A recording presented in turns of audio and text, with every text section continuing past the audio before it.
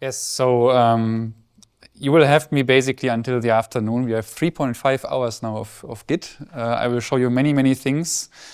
But I will intersperse with live demo, and you can maybe follow along. I have some exercises, so please don't completely fall asleep for the next 3.5 hours. Yeah?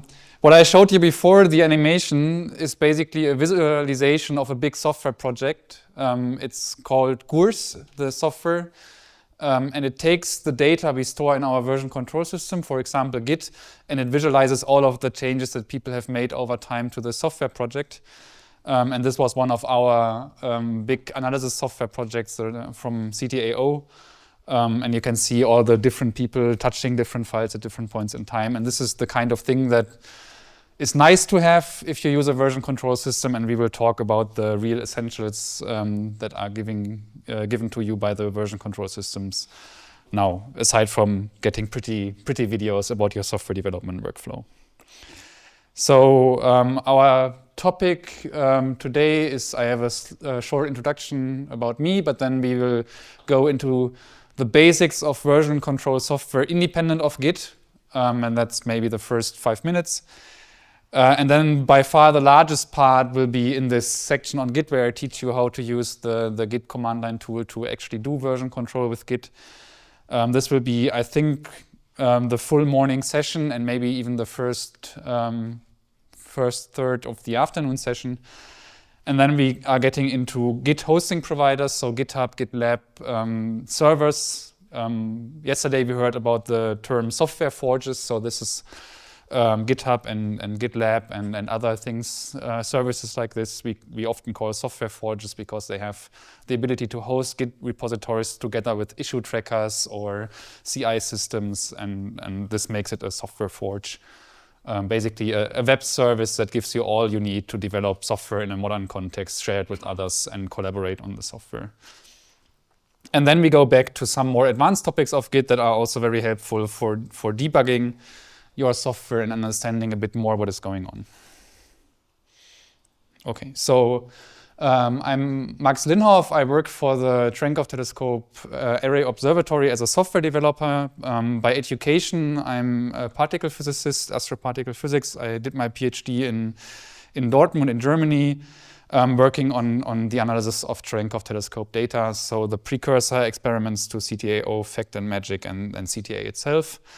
And during that, even before, during my bachelor and master's thesis, I gradually switched from being more interested in physics to really going into the software development, good practices, data analysis kind of work.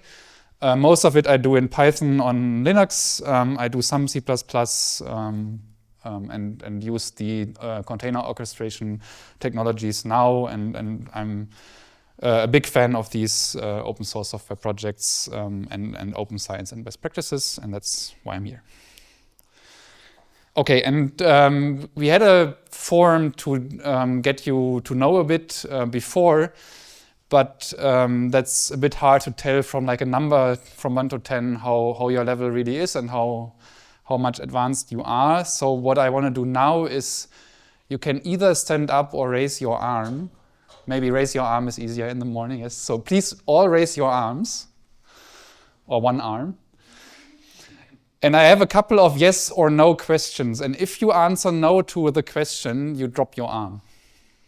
So basically it's who's the last person alive in this room after answering all of these questions. So did you ever use any version control system? So Git, VCS, SVN, any of these systems? Okay. Did you ever use Git? Okay, no changes, good. Everyone already used Git. Did you create a Git commit?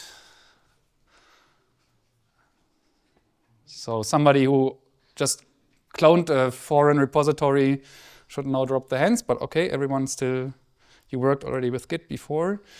Did you work on a branch other than your default branch, master or main? Oh, I see a first hand dropping, okay. Did you create a pull request already? Okay, some more hands. Fork a repository into your own namespace to work on it? Okay, some more. Is fork like a clone repository? No. No. Use Git submodules. I expect most hands to go down now. Expect maybe for the teachers. Submodules like LAPP, large storage. No, it's including another Git repository in your Git repository. Okay. Did you ever do an interactive rebase? Yes. Correct, yes. So you can keep your hand up if you use GitLab and did a merge request, yes. Interactive rebasing, okay. Git bisect, okay. And, oh, I didn't expect everyone to drop you their hands. That's nice. I have one last killer question to kill everyone in the room. Yes, so an octopus merge is if you merge multiple branches at the same time, not just two. So if you take like 5 different branches and merge them together, it's an octopus merge. Yeah, okay, nice. These are PDF slides. They are uploaded to the Indico, and there's a link and a preview on the slides. I have many code boxes in these, and sometimes copying these is a bit dangerous to run. So please be careful when you copy the commands. Best is to just type. You learn most by getting the muscle memory to type these commands. So maybe not copy at all. Type them, understand what they do. Okay, so for the first section, what is version control and why do we need it? We touched a bit on these topics yesterday, the reproducibility crisis. But what we do is we track changes. That's it, basically. We track changes of anything, a collection of documents, software, legal documents, documentation, scientific papers, images. And what we can do is we say one version of this in time, we call it a revision, and then a project has many, many of these revisions as it changes over time and as many people collaborate on it. And then we have a history of our projects as a follow-up or a tree of these revisions. And then what version control does is it allows us to go back to any revision in the past. We can check out our software from 5-10 years ago. It shows us differences. So if you realize there's a mistake, you can maybe check what change broke your software or why it changed and why somebody did something. It enables collaboration because all of these tools, in one way or another, allow you to merge changes that were done by different developers. They introduce workflows that enable code review, for example, that you as a maintainer of your library, you look at the changes that somebody else is proposing and can say, yes, I will take these changes into my project, or please change something so I can take them in. And maybe most importantly for your personal projects that you don't want to share yet with anyone else, it acts as a backup. You both locally on your own machine, you can go back to the changes from 10 minutes ago or a year ago, and then if you push the repository to one of these hosting providers or software forges, even as a private repository, you have a backup of your work. It's not lost if you lose your laptop or something else. Okay, so then what is this about? Basically, you can ask your version control system questions. So for example, a what question would be what changed between version A and version B? Who made this change? So these version control systems all collect metadata about the changes. They attach authorship information to commits, to changes. Who contributed? So if you have a list of revisions with the authors of each revision, you can make a summary list of who contributed to your software when and how much.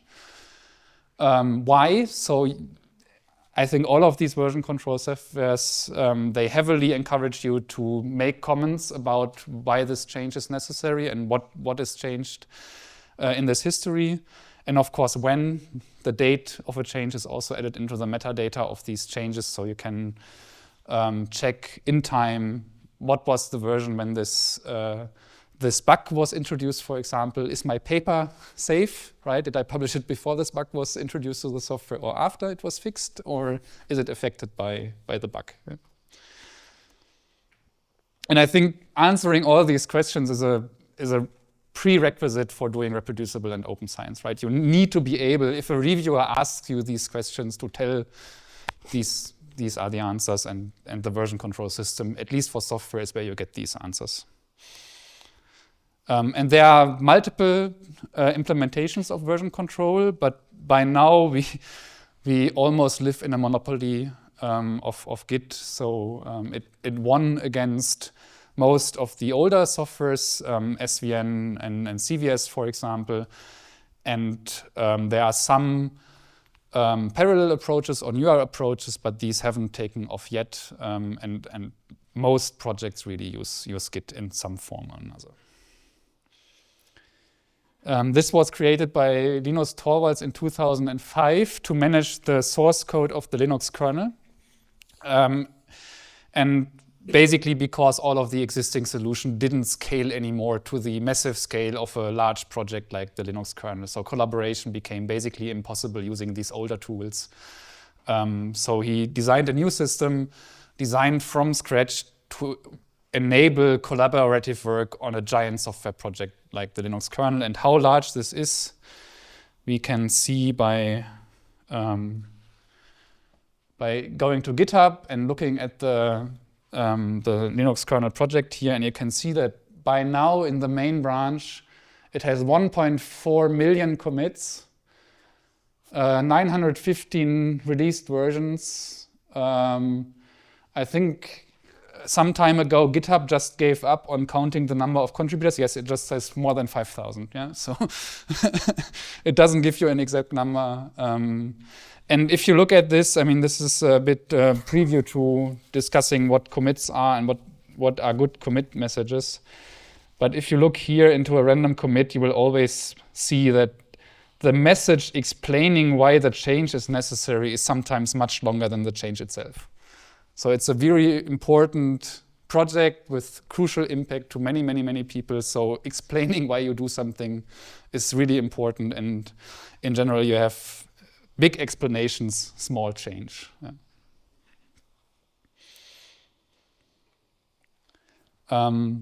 And it does this all, as is shown on the left, with a beautiful graph model. I won't go into much detail in how Git handles things internally. I teach you how to use it. But if you are interested, this is something really interesting to learn how Git internally works. And there are like projects like implement your own Git in 500 lines of Python, which is possible with the Python standard library, and it really teaches you how Git works internally. But it's not really necessary to use it to understand how it works internally. It helps sometimes, but for most daily work, I will show you how to use the Git commands, and that's enough.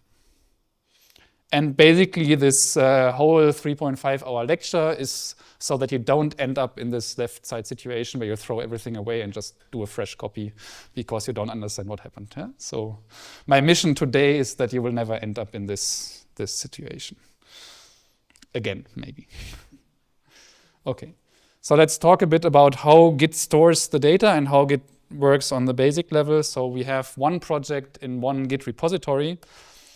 And then you have 3 areas where Git stores data. So you create a new repository or you clone an existing one. And all of the data that is private to Git is stored in this hidden directory called .git. And we can take a look into it later. But this is really the internals of Git. You don't really care about this directory. You basically change information in there by running Git commands. And then the first area you are working in is just the normal directory on your disk where you do changes. You open your editor, you change text files, and you really modify the files that are just there in this directory. That's, I think, what every one of you knows, right? It's just the directory on your file system. You work there, you develop your project. And then it gets specific to Git. You have an area where you can store changes before you add them to the history of your project. So you prepare a new revision by adding stuff from your working directory into the staging area. And then if you are happy with all the changes you have made, you make a commit, and that transfers these prepared changes from the staging area into a stored revision, a new revision in the history of your project. So this is everything that ever happened in your repository, and in graph theory terms, it's a directed acyclic graph of commits, which means it's directed because a commit always points to the revision before, and it's acyclic because you cannot have a cyclical family tree, essentially, of commits, right? You cannot have a grandparent that it's its own daughter or something like this, right? So there are no cycles in this graph. It's directed, but it grows. Oh, sorry.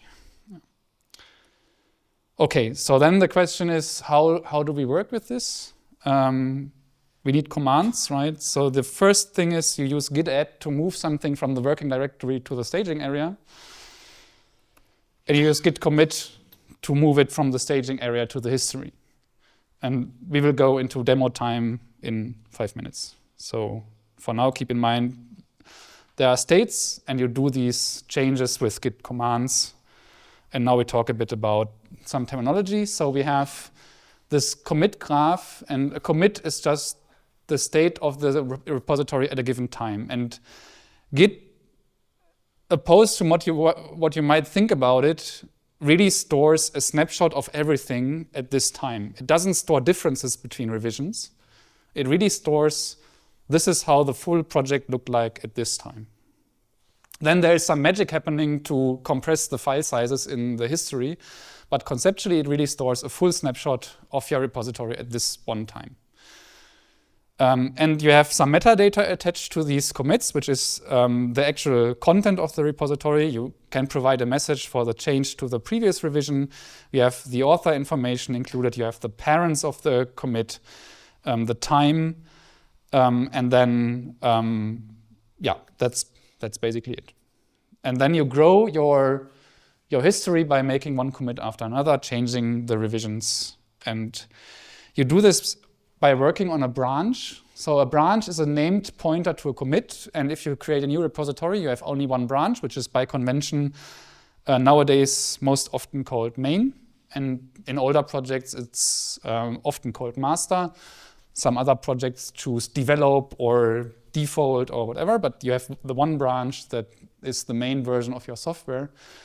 And if you make a new commit, this pointer automatically moves to the next one. So you start at A and main points to A, you make the B commit, main moves to B.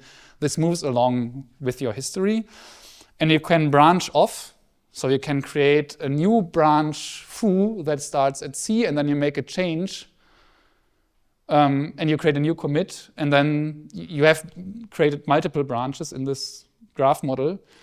And what you can do then later is you merge these changes back together. And that's the fundamental mechanism how collaboration works. So I start to develop something, I create a new branch, I work on it, and then I propose a change to the maintainer of this library. And what they can do is they merge this branch I prepared into the main branch of the project, and then we have collaborated on the software.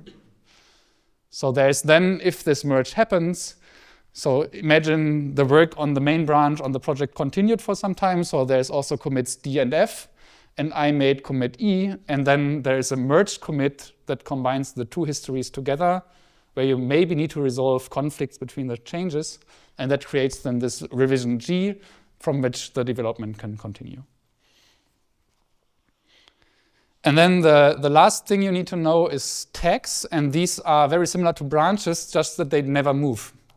So you, at a point in time, you say, this commit, I want to give a special name to. For example, you call it the version 1 of your software, and this is what people use for releases. So you attach a version that gets archived. For example, you can have a CI pipeline that then publishes this fixed new revision to PyPy or to CondaForge. And that it will never be updated. If you now make a new commit, it stays where it is. You can use it to tag the version of a software you use for a specific paper, or you tag your paper. Like, this is the revision I sent for the review. This is the revision after I received and implemented the first round of review comments, and this is the final version that got published. Yeah. If you merge let's say the main branch, the tag disappears, and if you delete the branch, the tag attached to branch? Or? So the question is essentially if you create a tag on this e-commit, right? So Git has a garbage collection system, and it will clean up commits that are not referenced by any branch or any tag. But if you have a tag that points to this e-commit, it will never forget about the e-commit. Yeah. Thank you. So you are safe. Okay, so first exercise on the next slide, but I said that Git includes authorship information into the commits you make, so you need to tell it who you are. It defaults, I think, to information it gets from your system, but this is often wrong, so you should make sure that you give it the correct name and the correct email address. These two pieces of information are used to attach information to the commits, and the email address is what is used by, for example, the GitHub or GitLab to match commits to your user account. So if it sees a commit made by me, by this email address, and the email address is also the one I use for GitHub, or it's registered as a known email address in GitHub, in my GitHub account, then it will realize that this commit was made by my user and render it appropriately.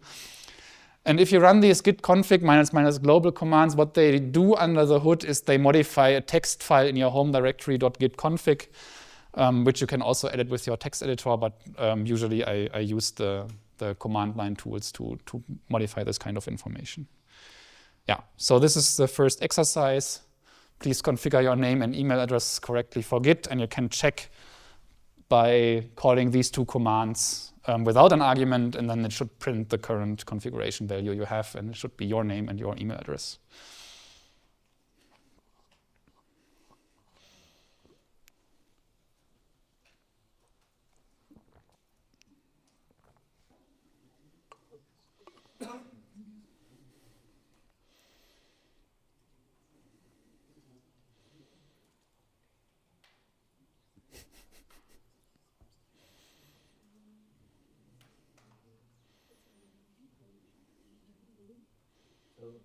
If you don't put global here, you only configure it for the current Git. No, if you just call it like this, it will resolve the configuration, and it will look up, if you are inside of a repository, it will first check the local configuration and then the global configuration to see really what is the resulting configuration for this repository.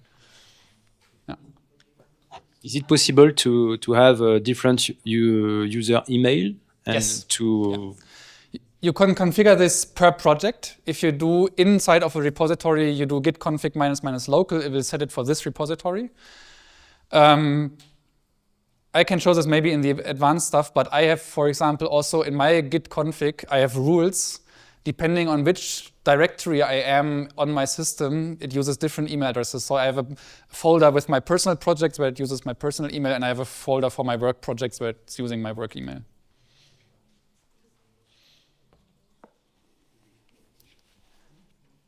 Okay, somebody having issues with this? I guess, yeah.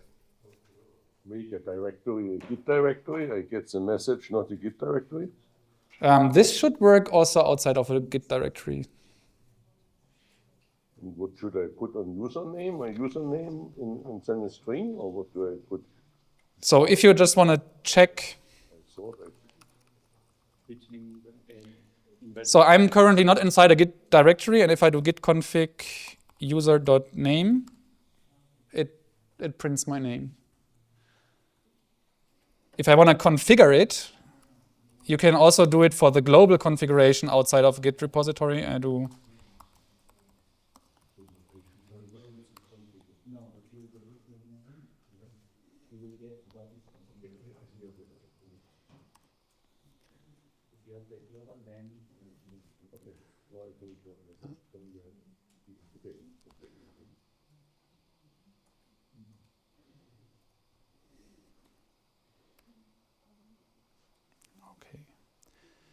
Okay, so now is demo time. These slides are for me. Sorry, I need to keep away from the mic a bit to remind me what I want to show. But yes, so what we are going to do, let me clean up here what I did before, is create a new Git repository and do a couple of demos. So what I do is I create a fresh repository. You shouldn't create repositories inside of other repositories if you are not using the submodules. So I create a fresh repository, I go into it, and I can call git init to make it a Git repository. And now it says I initialized an empty Git repository in this directory.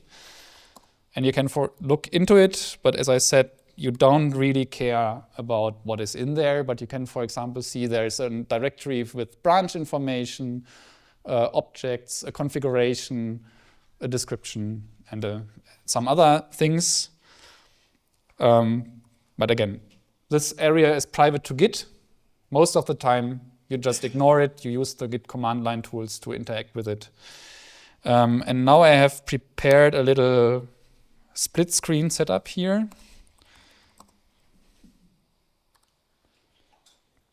So on the left side, you will see the history of the project as soon as I actually add a history. On the lower right side, you will see the content of the current working directory. At the moment, it's empty, and on the right is my shell where I will do stuff. And for the first commit, it's always a good idea to just add a README file. So let's do this. So we create a README here.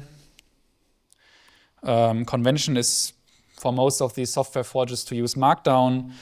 And then I can add a title here. So this is the S3 school Git live demo. I save this file, and now you see on the lower left, I have a README here. And now I want to add this to my history. And one of the first things you should always do is ask Git what is currently the status. Make a habit of calling this command very often to check how things are. So it tells me we are on branch main. There are no commits. We just created a fresh repository. We don't have any commits in the history. And there's one file where Git doesn't know about already. So it's a fresh file. We have never added it to the Git history. It's just completely unknown to Git. And we have also nothing to commit, but we have untracked files. And it even tells us that we could use git add to continue. And that's exactly what we are going to do. So we add the README file. And that didn't really change anything in the directory or in the history. But if we now say git status again, we are still on branch main. There are still no commits yet, but we have now changes to be committed, a new file, README. And what we do next is we do the commit, git commit. And this will open my text editor. Remind me I should update my plugins. But what I really need to do here now is write a commit message and then close the editor. So what I do here is initial commit add README. And when I leave the editor, the commit is being done. So you see a summary of what happened. It waited for my editor to close the file, and then I created the initial commit. One file was changed with one line inserted. And on the left side, you now see we have one commit, was done by me using my personal email address, and it's the initial commit made now. Yeah, and that's basically it. If I now want to do something more, I have maybe I can. Is that okay? I can add my favorite example I use for all of these kinds of live demos. We will also use it tomorrow in the testing lecture. It's a small Python function to compute Fibonacci numbers. So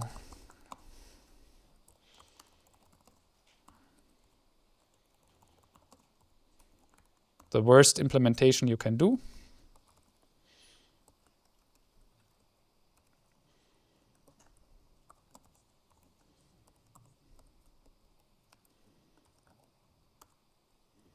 Let's see if it works.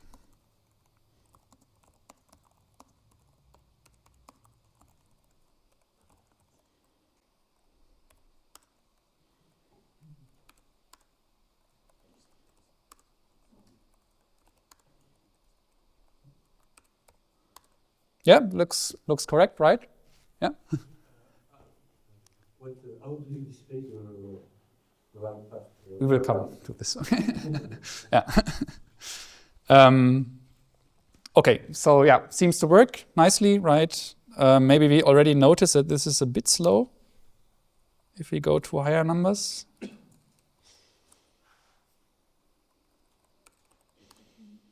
It's taking some time, a second maybe. 5, 10 seconds, yeah. Okay, but we are maybe happy with this, so we edit. Or maybe look at git status again first. So now you see I executed some Python. And Python is an interpreted language, but it compiles your text code to Python bytecode, and it stores it on disk for execution by the interpreter. And this is stored in this PyCache directory. You have here the compiled Python bytecode for the version of Python I was using here. This we don't want to add. This is something we don't want to track in our Git history. So I only add now the fib.py git status again. So we have a new file. In the staging area, we still have this PyCache we don't really care about, and I will show you a solution how to never care about it again a bit later. Untracked, and I'm happy with this. So I commit again.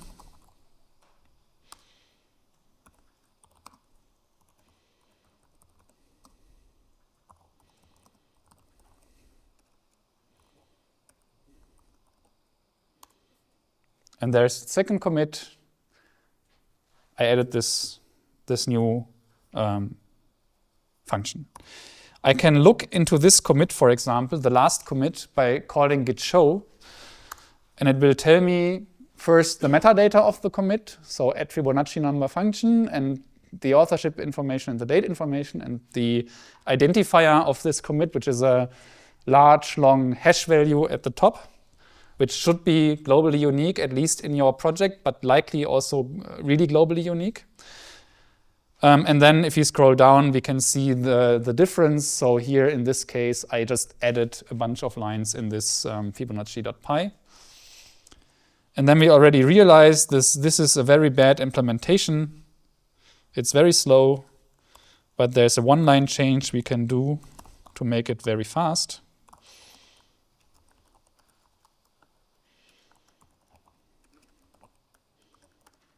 And now it should be basically instant.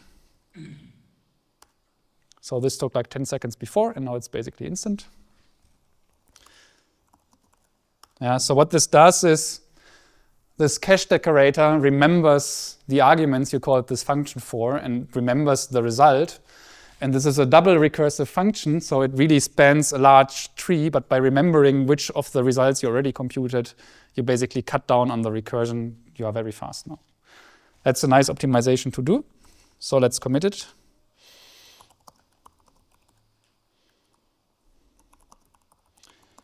And you can also give the commit message just on the command line with the -m option.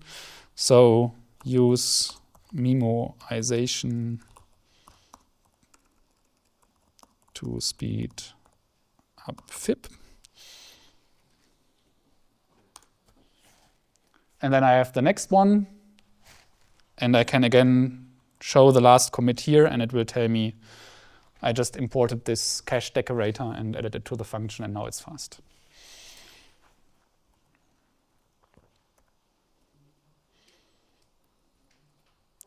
Okay. Next exercises, 2 of them. You should clone the additional lecture material. So for the upcoming lectures, we will have some additional files and directories you should have locally available. So please clone this repository from GitHub and then basically follow what I did here. If you didn't already follow along, create a new directory, change into it, and create a new repository, and maybe also add the 1 or 2 commits, create the README, commit it, add some small Python maybe. And check what you did works, has the correct authorship information with the git show.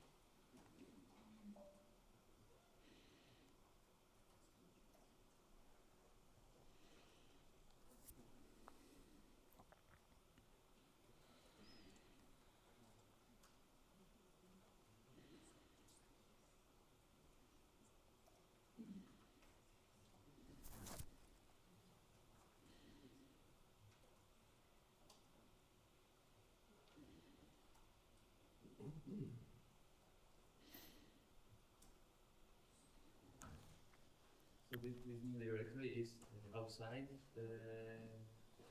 this repository? Yes, please, yeah. You should go back. I mean, if you clone this, you don't automatically enter, right? You should, as I said, not nest directories, Git repositories inside each other if you don't use the Git submodules.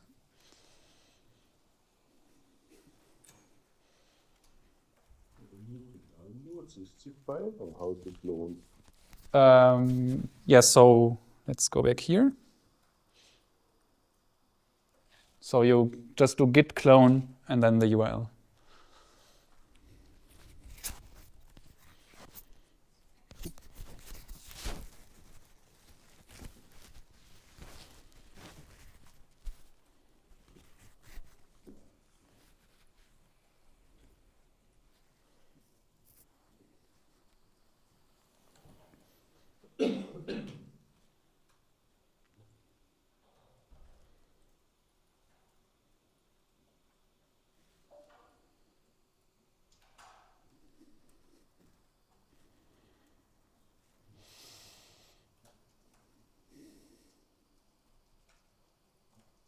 Maybe just to comment on the last line here, I guess this is something you will never use, but just to illustrate the point, right? Everything that Git cares about is in this .git repository.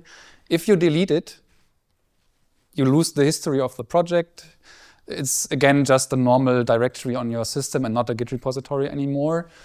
If you had this repository from somewhere else, you can maybe clone it again or get it back from a backup. But if you remove this .git, everything that Git knows locally about your project is lost. You are back with only the files that you have on disk.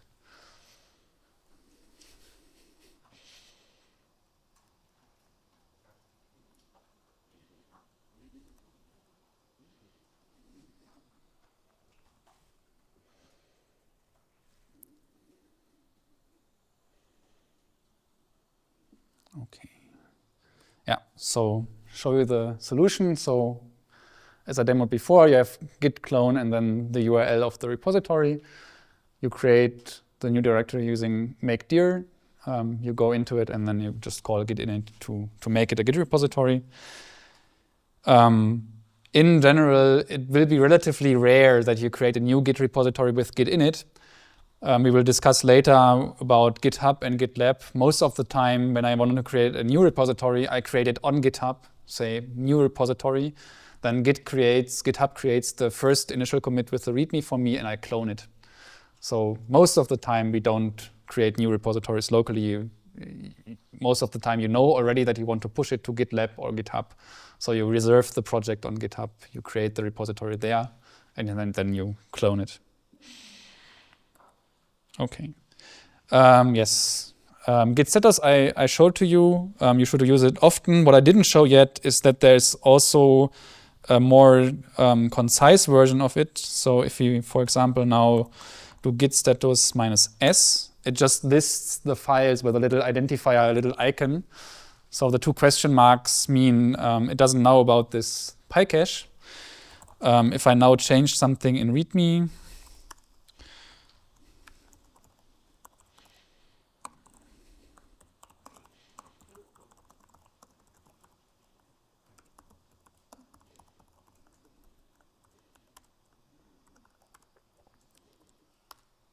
it says M for modified in the README, but it's red here. It means it's not yet added. We can check in the full git status output. So we have untracked changes, not staged for commit in the modified README, and we have still the PyCache thing we don't care about. When I add now this README file, I can again show you git status -s, and now the M switched from the right side to the left side, and it became green, which means it's in the staging area of Git. And when I commit,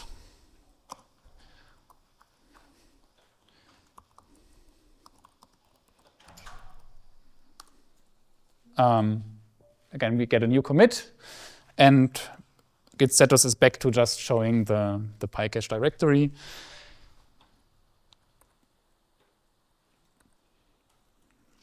Then there are a couple of helper functions. So git add we know already did. What happens if you want to rename a file and you don't use git mv or git rm? I will show you now. So if I now just use the normal move command to maybe rename fib to Fibonacci, Fibonacci.py, and do git status -s, then it sees a new untracked file Fibonacci.py and a deleted file fib. And that's not really what we did, right? We renamed the one file. We didn't delete one file and created a new file. If I now add both the fib.py and the Fibonacci.py, then Git will realize, oh, it's actually the same file, I just renamed it. But this is 2 steps. I need to rename the file and then add both the old version of the file and the new version of the file to make Git understand that it's just the renaming, right? So what we have is a shortcut, git mv, and now I can do the reverse operation. So Fibonacci.py to fib.py. And now I'm basically back at the state of the last commit. I could do the other operation again just to show you. So fib.py to Fibonacci.py, git status. So this is in one operation telling Git you renamed the file. It's a shortcut for these 2 operations. And similar for removing. So if you rm, it will see a deleted file. If you do git rm, it will directly add it to the staging area that you removed this file. And then there is git reset. And now we are in the situation here where we added this renaming to the staging area, right? And maybe we think this is a mistake. It is nice to just write fib.py and not Fibonacci.py, the long name. So what I can do is, if I call git reset, I don't make any changes, but I remove everything that I did from the staging area and call it back to the working directory. So now we are back to everything is unchanged. I have the deleted file fib.py and I have the Fibonacci.py. So if you added something by mistake to the staging area, you don't actually want to include it in the next commit, you can use git reset to remove it from the staging area. Okay. Several changes, and you want just to get rid of one piece of the change? You can give it the file, and then it just resets that file from the staging area. If it's on the level of you made a lot of changes inside one file and you want to disentangle them, I show you a tool later how you do this in the advanced section.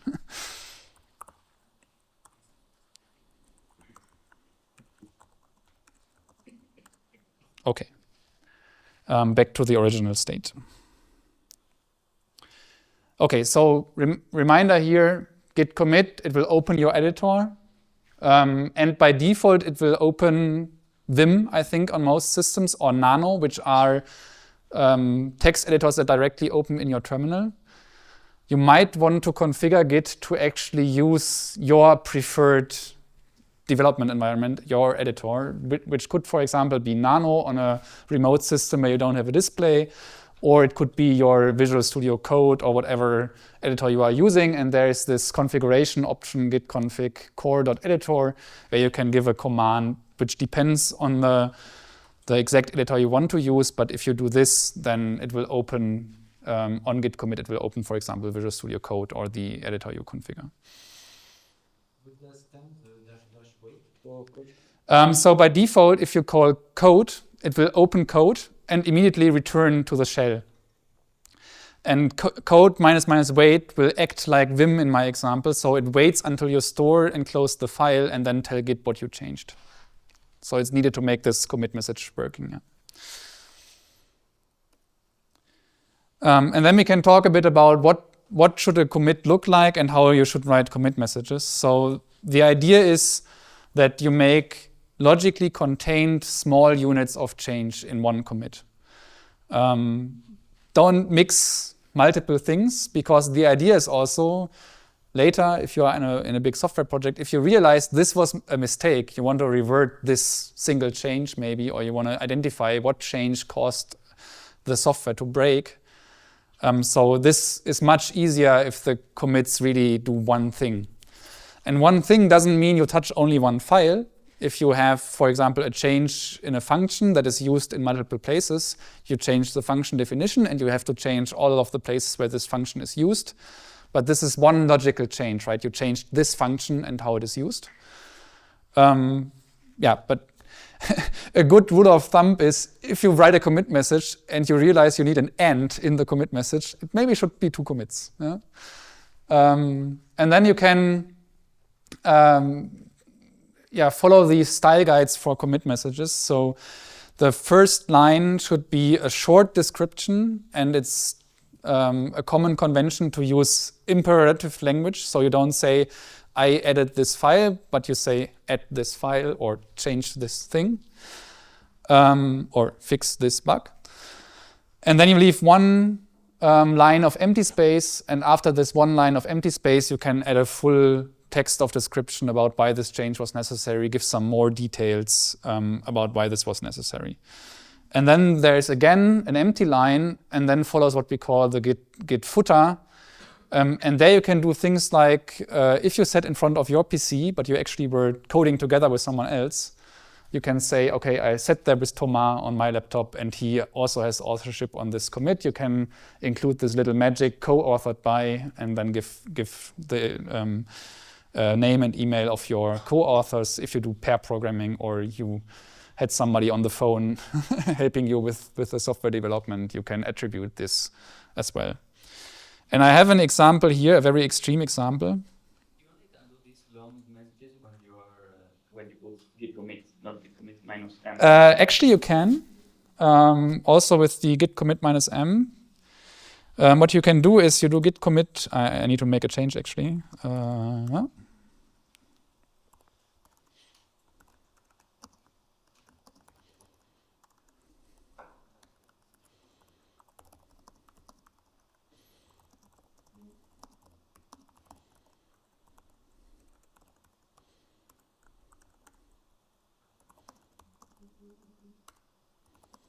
What you can do is you start with the colon, with the quote, you press enter and your shell will keep doing it until you close the colon. So I start with the first sentence, add some documentation, explain usage of fib in the README. Yeah, I mean, I'm not very creative when it comes to this, but the shell allows you to do this if you don't close the quotes immediately.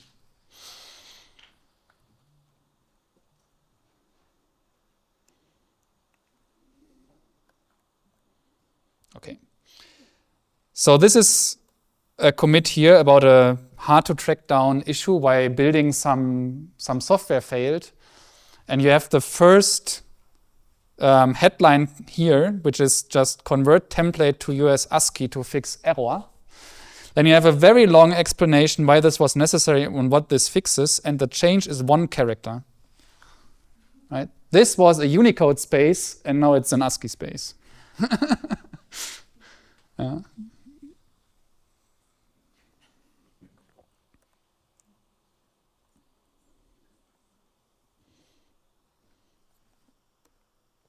Okay, and now to the question from before, how can you see the thing I showed you on the left?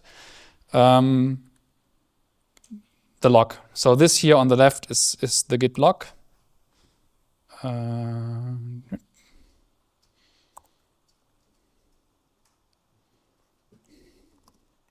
Bit larger again.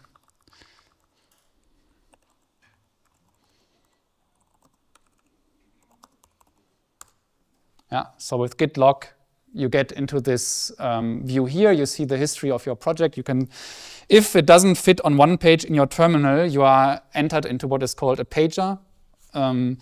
And you can scroll here through the history, and you can press Q to exit it again to see. And there are a couple of options here. And the reason why we give this first line, that's a short summary, is that git log has an option 1 line, and then it shows you a very concise summary and only prints the first message line of each commit. And that's very helpful, for example, to find a commit by message. So I can grab for @Fibonacci, and it will find these 2 commits where I have the messages here, right? This is one of the ways you can ask questions to Git, finding specific commits, finding who did something, and then I can look into this. So I copy paste the hash of this commit here, and I see what is being done in this specific commit.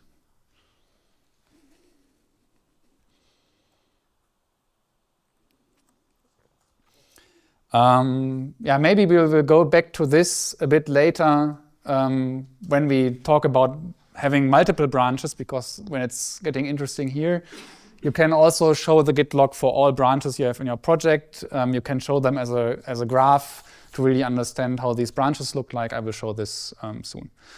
And then what I told you, it can also summarize the authorship information. And this I maybe show in a larger project, not in this demo project. So if I go into one of our software projects, the one which I showed in the Gurs animation, I can do git short log -s, and I get a list of contributors and the number of commits they have contributed to the software project. Maybe you find some people you know here. I can also sort by the most number of commits. So yeah, this is a project I maintain with Carl. Carl is coming tomorrow to give you the CI lecture. And then there's a couple of regular contributors here. So this is, for example, what we use to attribute when we make a new release who contributed. You can, for example, also say, this is for all time, right? And now I can say, I just want to see the people that contributed between version 0.27 and 0.28. And then I get a shorter list just for these 2 recent versions here. And then I can write my release message, say thank you to the contributors of this release, these, 10 people. Yeah.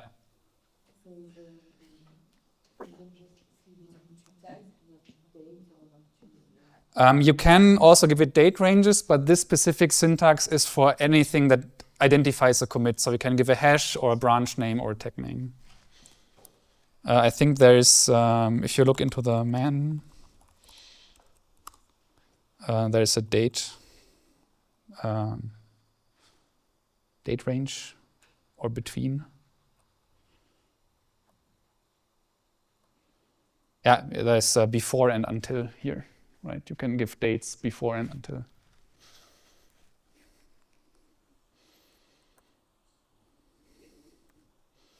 Okay, and then I don't know how much time we have left before the lunch break.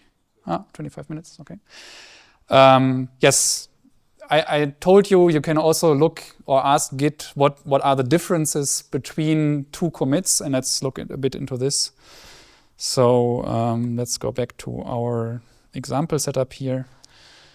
So for example, I want to know what changed between, make it a bit smaller here to not break, between maybe this commit here and this commit here. So I do git diff, and I give the older commit first.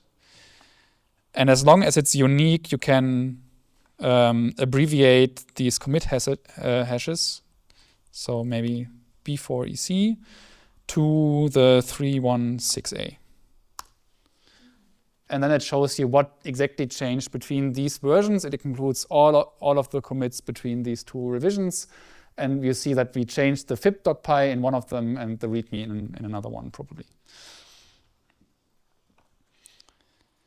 But what I use git diff most often for is actually to look into what will be the next commit. So if I go back to to our Python script here, we could add a little documentation, right? It's always good to add some documentation.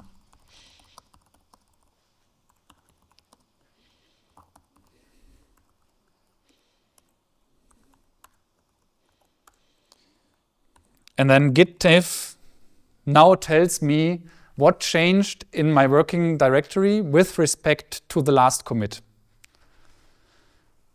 When I now add this Fibonacci file and do git diff again, it's empty because the diff is not actually to the last commit, it's to the last commit or to what is staged to be the next commit. So it's doing the diff to the staging area, and if there's nothing in the staging area, it shows you the diff to the last commit. But now there's one option that's extremely helpful, which is git diff -- staged. And this shows you the difference between the staging area and the last commit. And the reason why this is so extremely helpful is that this is exactly what will be included in the next commit. So if I do git commit now, what is shown here will be the content of the commit. So make a habit of, before you make a commit, do git diff -- stage to see if this is correct, if this is really what you want to commit. If we want to use the command line and we would like to commit just part of the, because we made several changes and we want to make a Afternoon. Okay. Yeah.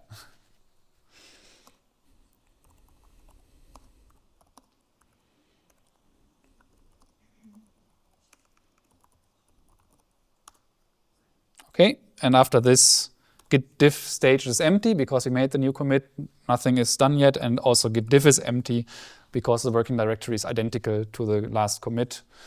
And let's look at git status again, right? We are still on the main branch, we have still this untracked PyCache file, we will do something about this very soon. And we have nothing yet in the staging area.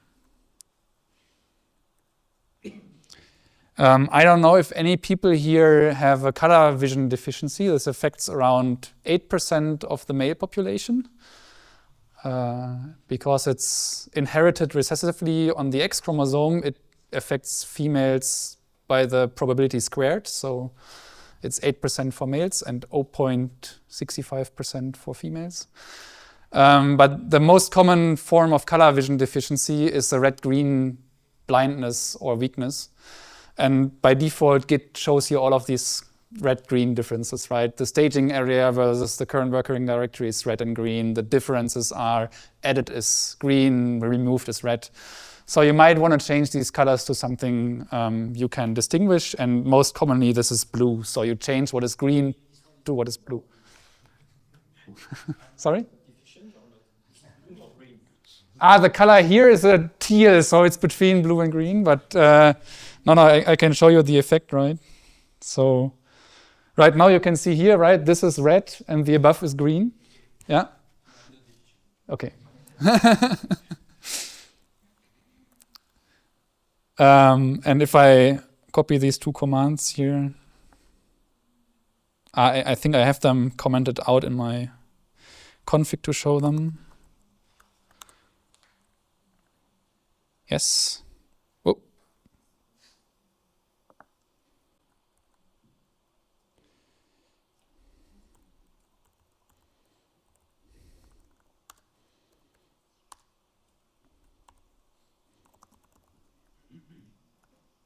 What was it? Be this one? Yes, now the edit lines are blue and not green, which is helpful if you have this kind of color vision deficiency. Since nobody screamed, I will leave it with the green and red. But this means we are extraordinarily lucky. If you know about the birthday, okay.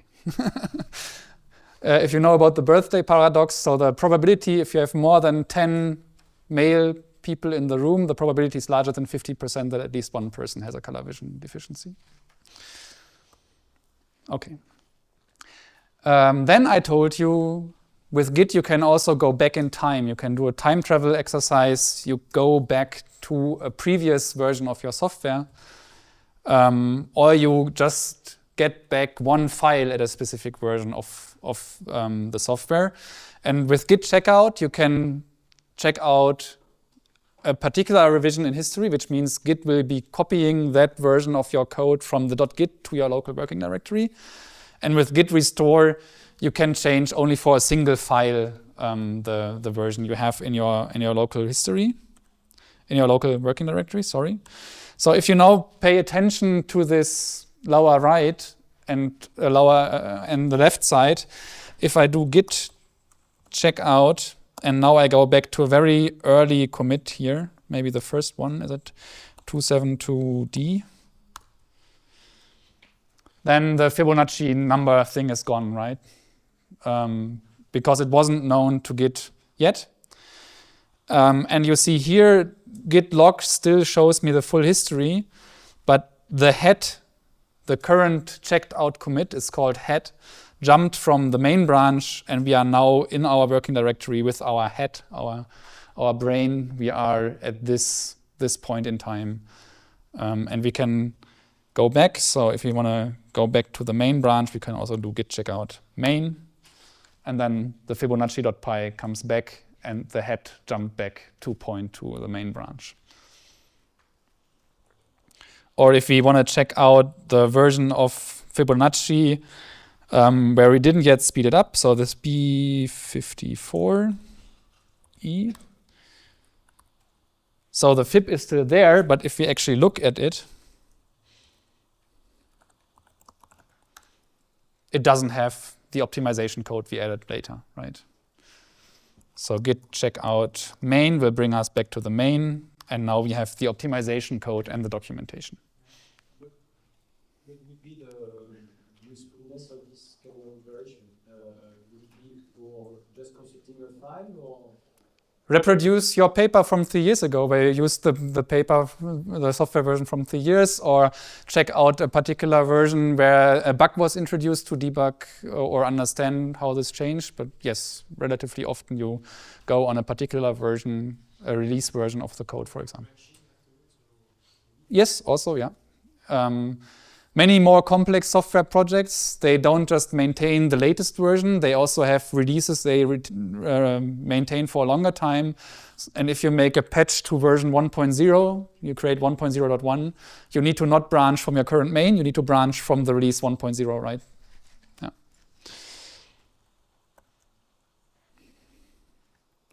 Okay. Yes, so I think every one of you should have a Git version that allows you to use git restore. In older versions of Git from like 5 years ago and older, git restore didn't exist yet, and every of this operation was done by git checkout with different syntax, and it is a bit harder to memorize the commands with git checkout because it can do many, many things, and it depends on the syntax what it will do. Yeah. Git checkout could move the head pointer, right? Using the git checkout, can I even do the git revert thing by just git checking out a commit and then do a git push? Would that revert all the changes or No. remove all Because I didn't show you this scary message in detail here, so let's maybe go back to maybe this one. Yeah, and read what is here. So it says, you are now in detached head state. That sounds scary, right? You lost your head. You can look around, make changes, and commit them, but there is no branch attached to your current work, right? So if you push something, you push a branch, and since you don't have a branch at this moment, it won't overwrite your main. We will talk later in the advanced section on how you can actually change the history of your main branch, or that you shouldn't, probably. But change the history of other branches, that's fine and often done. I will show this, but in this situation, no. Pushing now wouldn't overwrite the history you already have pushed. Yeah.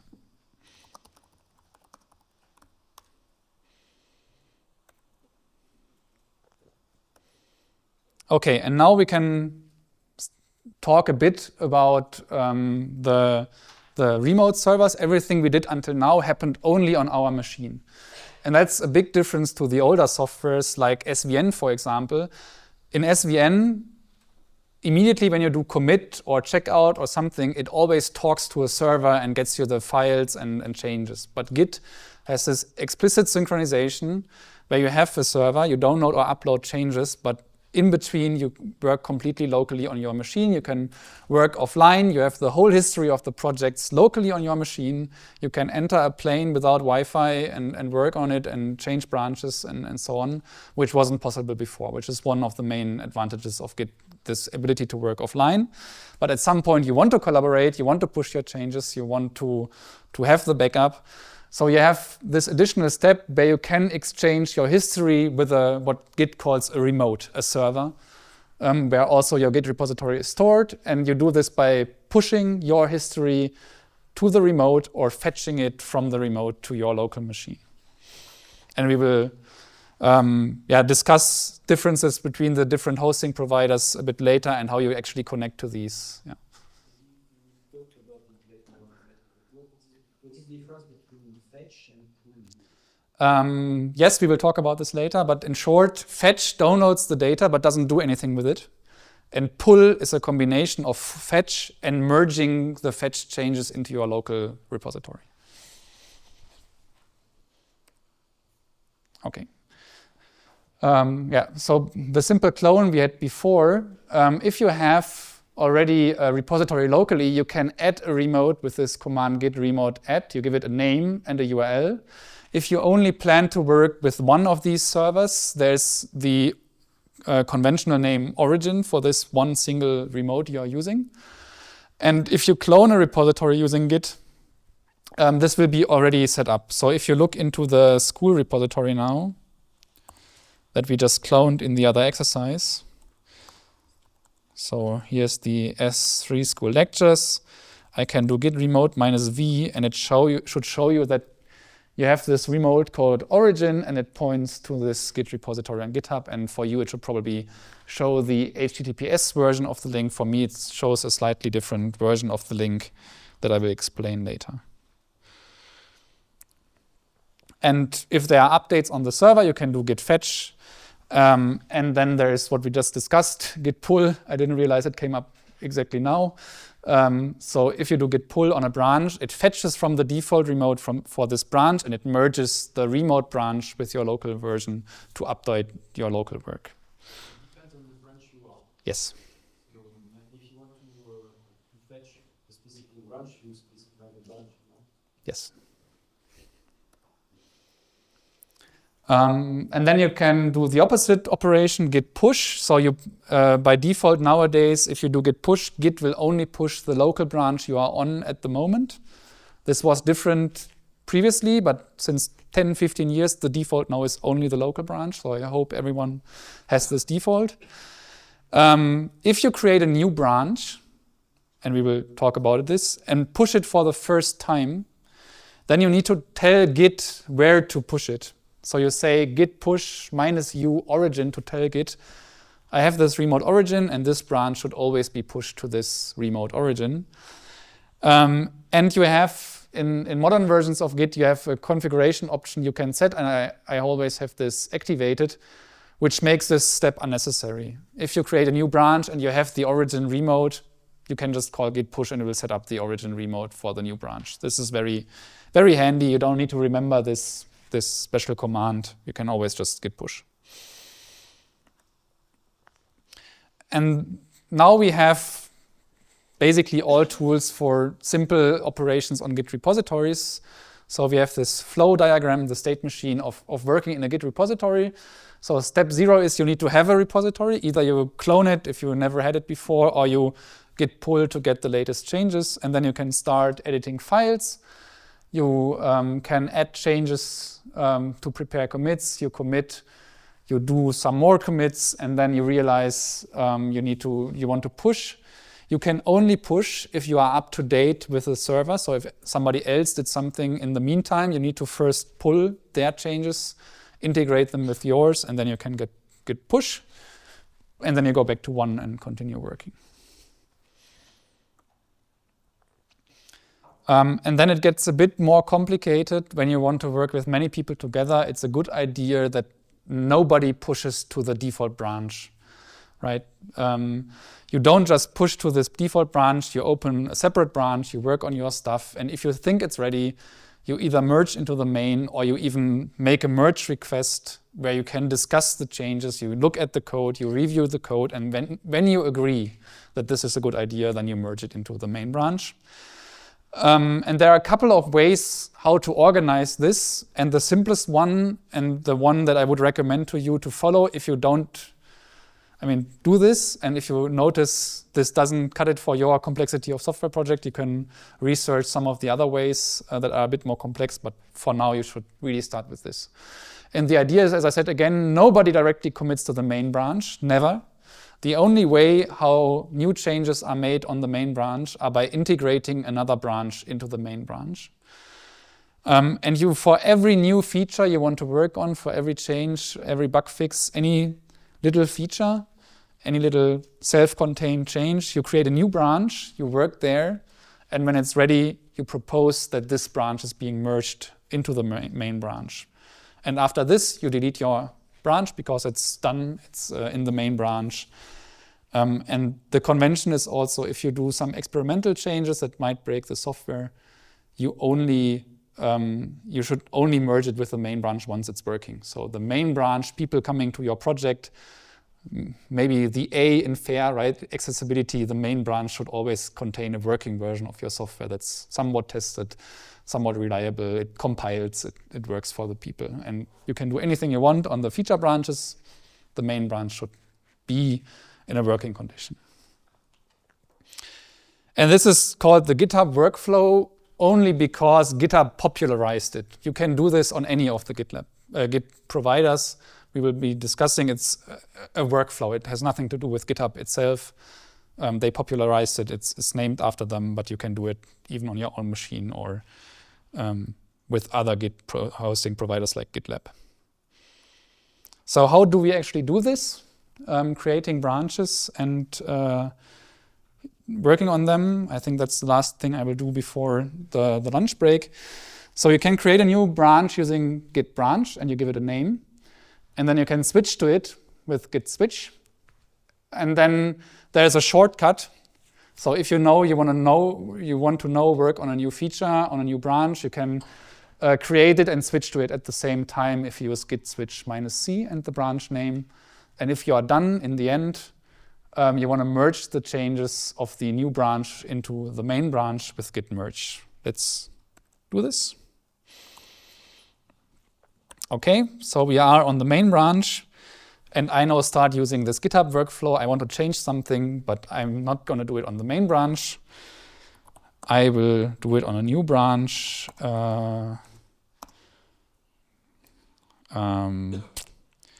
Fix negative numbers. Because I realized that my fib function is not very nice when I enter a negative number here in the, it returns nonsense, right? it just returns the number itself because I checked n smaller 2 return n, which is not correct. It would be even worse if I did something like this. So if I did if n equals 0, return 0. If n equals 1, return 1. And then I enter a negative number, it gets a massive exception recursion error because it never finishes the computation. And at some point, Python just said, I'm not going to continue this computation. You have done something wrong. So the correct thing to do here is we can keep this shortcut here. So if it's smaller than 2, we return the n. But maybe we add a check here. If n smaller than 0, we raise a nice error.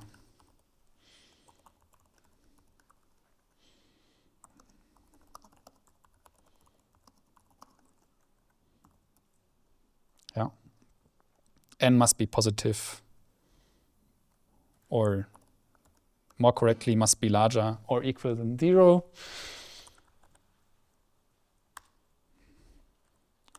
And now we get a nice error that this is just not supported and you should fix your input.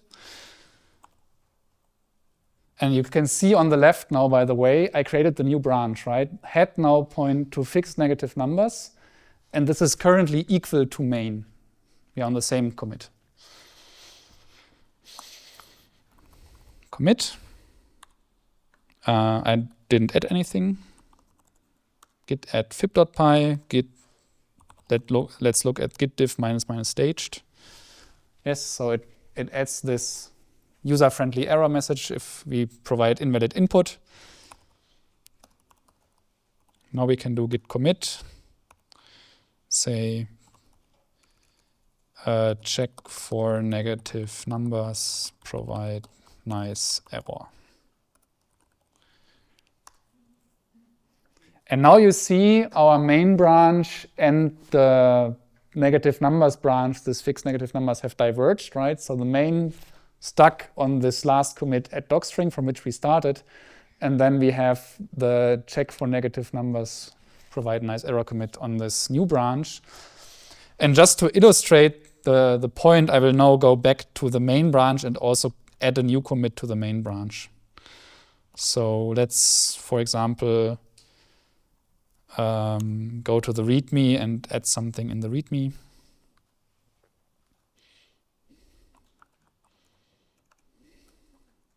Maybe update the example to actually show the result.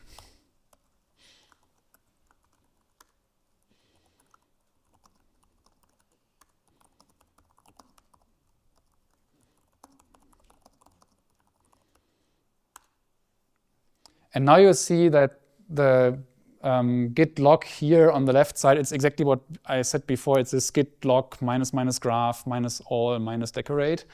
So it has this branching, right? So from the parent, the common parent of these two branches, we get a split into two new branches. So the main is one commit before this last common ancestor, and the fixed negative numbers is also one commit in front of the last common ancestor. And now I can combine the changes. I'm on the main branch, and I want to merge the feature branch into the main branch to have both here at the same time. So what I can do is git merge fixed negative numbers. And that will open again an editor to make a commit. And by default, it just has a commit message of merge branch fixed negative numbers. And in most cases, this is just OK to leave it like this. So we store, and now you see here the history. So we diverged from show add docstring, right? And then the main branch went on to show output in example. The other commit went to a separate branch, and then we merged the two again together into one project. And this is the point where I can delete the other branch. So git branch -d fixed negative numbers. And all this is going to do is it removes the named pointer to this commit in the middle. The commit is still there because it's still in the history of the project, but it's only removing this named identifier for this intermediate commit here. The history still looks like a divergence and a merge. That means that we could come back to this branch, pseudo branch. Yes? Afterwards, and Yeah. we come back from there. Yep. And continue from there. Yes.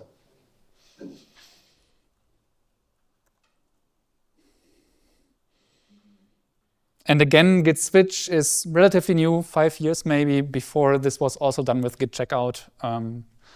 They split the responsibilities of git checkout into git checkout, git switch, and git restore to make it a bit easier to remember. Yes. And what is the difference between the merge and the release? Later. Later. Yes, we will talk about this in detail. Okay, last thing.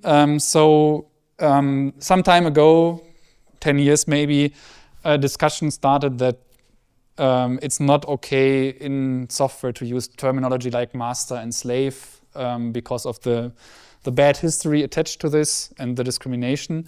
So many projects started to switch away from this terminology, for example, replacing master and slave with primary and secondary, or something else. And in Git's situation, there wasn't really master and slave. There was just master, but they still said we changed away from this terminology. And by now, the new default most people use is main. So as you see, when I created the repository, the default branch was called main, not master, but maybe you encounter older projects where the default is still called master.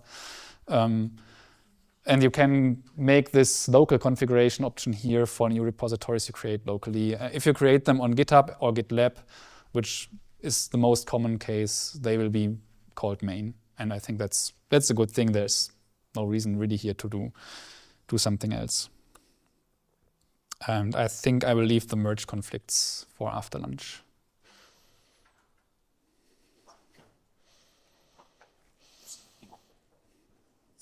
So any question before we break for lunch?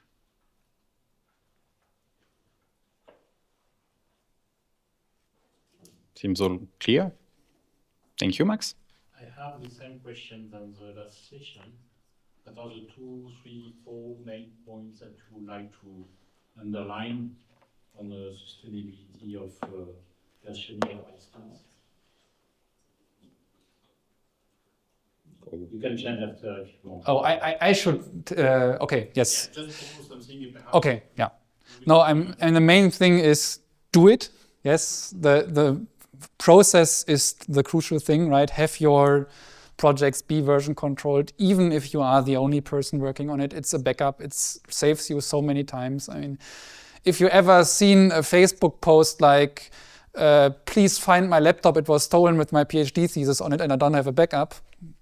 This, yes, have your work, your scripts, your thesis LaTeX in a Git repository, have it under version control, push it to a private repository, maybe in your institute, GitLab, or in GitHub in a private repo, to have it back up. If you develop software that's shared by more people than just you or even you, don't do version control by creating directories in a Dropbox or something like this. Yes, use the tools made for version control for software. Okay. Other points which you want Maybe I will think about it and after the last session. You have the possibility to correct and change it